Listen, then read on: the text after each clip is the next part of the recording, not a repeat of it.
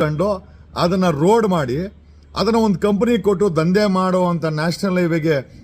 Highway minister, ರಾಷ್ಟ್ರೀಯ ಹೆದ್ದಾರಿ minister Nitin Gadkari ಅವರೇ, ನಮ್ಮನ್ನೇನು ಗೋಬೆ ಅನ್ಕೊಂಡಿದ್ದೀರಾ? ಎಂಟೈರು ಬೆಳಗಾವಿ, ಬಾಗಲಕೋಟೆ, ಗದಗ, ಕೊಪ್ಪಳ, ವಿಜಯನಗರ, ದಾವಣಗೆರೆ, ಚಿತ್ರದುರ್ಗ, ತುಮಕೂರು, ಬೆಂಗಳೂರು ಗ್ರಾಮಾಂತರ ಒಟ್ಟು 5,200 ಎಕರೆ ಅಂದರೆ ಹೆಚ್ಚು ಕಮ್ಮಿ 5,000 ರೈತರನ್ನ ಬೀದಿಗೆ ತಂದು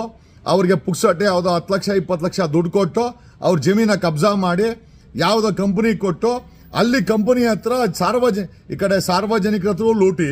ಈ ಕಡೆ ರೈತರ ಜಮೀನು ಕಬ್ಜಾ. ಆದರೆ ಓನರ್ ಮಾತ್ರ ಯಾರೋ ಒಬ್ಬ ಟೋಲ್ಗೇಟ್ ಕಂಪನಿಗಳವ್ರನ್ನ ಓನರ್ ಮಾಡೋಗಿ ಅದನ್ನ ಬೇನಾಮಿಯಾಗಿ ಯಾವುದೋ ರಾಜಕಾರಣಿನೋ ಇಂಡಸ್ಟ್ರಿಯಲಿಸ್ಟೋ ತಗೊಂಡೆ ಪ್ರತಿದಿನ